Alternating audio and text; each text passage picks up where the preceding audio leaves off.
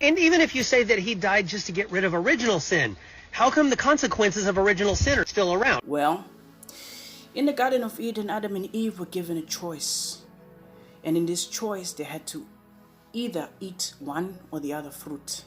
But under this commandment that God had given human beings, he also gave human beings freedom.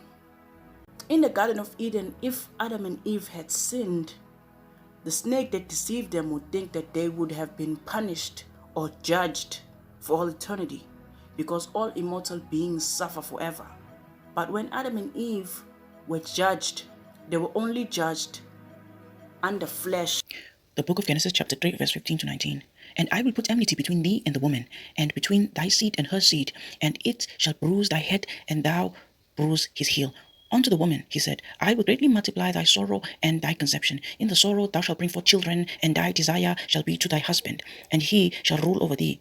And unto Adam he said, because thou hast hearkened unto the voice of thy wife, and hast eaten of the tree of which I commanded thee, saying, Thou shalt not eat of it. Cursed is the ground for thy sake. In sorrow shalt thou eat of it all the days of thy life. Thorns also and thistles shall it bring forth to thee, and thou shalt eat the herb of the field.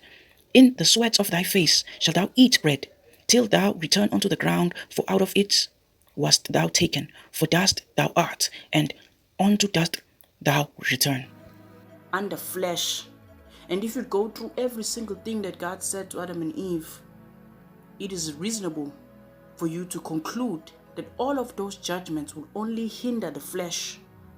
And so Jesus Christ coming into this great planet, his entire focus was on saving you in the spirit. For what the law could not do, in that it is weak through flesh, God sending his own Son in the likeness of sinful flesh, and for sin condemned sin in the flesh, that the righteousness of the law might be fulfilled in us, who walk not after the flesh, but after the Spirit. In the spirit.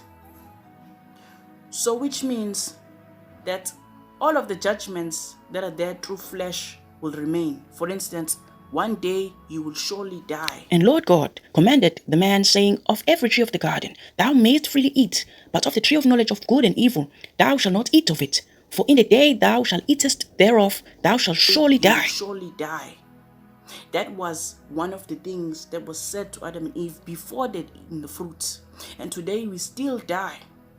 But where do we die? We die in flesh. But in the spirit, it would be impossible for you to be punished or to die without you making a choice for